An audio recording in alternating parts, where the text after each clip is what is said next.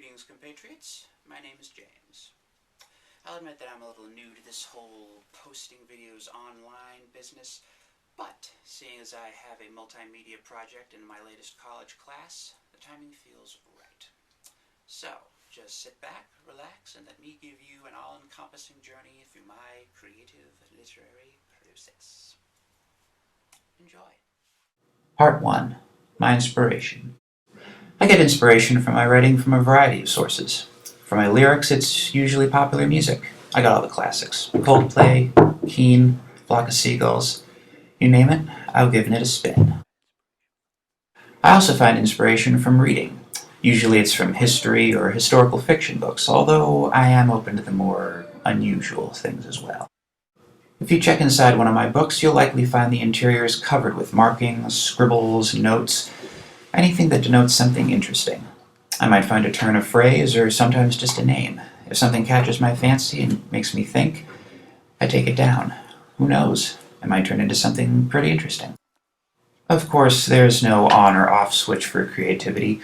For me, there's a depressing tendency for it to happen when I'm supposed to be doing something else. And of course, I don't have a choice but to take down that thought or that idea, because once it's gone, it's gone. I've taken to carrying a little notepad like this one with me almost everywhere. In fact, lately I've taken to sleeping with a notebook aside of my pillow, just on the off chance I might come up with one of those dream ideas I've heard so much about. Part 2. Difficulties. Unfortunately, writing isn't always a picnic either.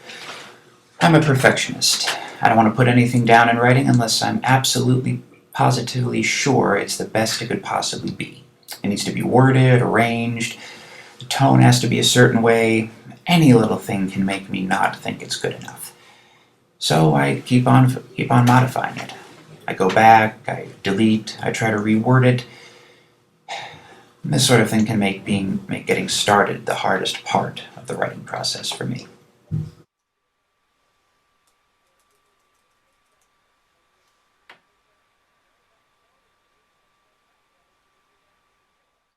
On the other side of the coin, sometimes knowing when to stop is the other hardest part for me. Immediately after I get something down on paper, I'll start thinking of new ways I could revise it, different ways I could edit it, new things I could try, tone, inflection, word choice, you name it.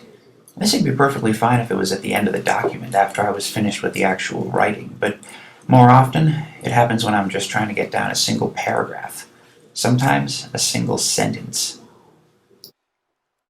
I'd like to say the end result was worth all the effort involved, but unfortunately...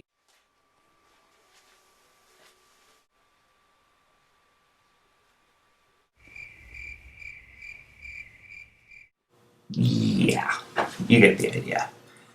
This sort of thing can be very frustrating, to say the least. Part 3. My writing strategies. But rest assured, there is a method to my madness. I found quite a few writing strategies that can help me break down the walls of writer's block. For example, in order to come up with ideas about a topic, I'll do free writing. This is stream of consciousness typing. The very instant an idea pops into my head, I will put it down. I won't take any time to judge it based on how silly it is, or even based on whether it's already been written before. You never know. It might be helpful down the line. Once I have my idea down, it's time to go to the outlining phase. This serves in effect as a blueprint for the rest of my writing piece. I can separate my ideas, and it's much easier to rearrange or change this than it is a finished written document. However, despite my best efforts, often it's revision that forms my greatest foil. To overcome this problem, I usually schedule out a block of time and dedicate it only to revising the paper. This need be only 1 or 2 hours, depending on how long the paper is. There will also be a specific list of goals that need to be accomplished in this revision, and once they're done, it is done. For good.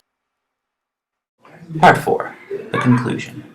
In conclusion, it's time for a bit of a confession, actually. When I first started this class, I was a tad less than enthusiastic. I didn't find it that interesting just to try to study how someone wrote and the techniques they used, especially in an academic setting. But I'll admit it has turned out to be pretty interesting, actually. I learned quite a few new things about the writing process in general, and a few new things about how I myself wrote. Things I probably wouldn't have realized otherwise. And while I'll admit that my ultimate career choice is still up in the air, this class and others like it, I believe, will leave me much better informed to make that choice. This is James Stout signing off.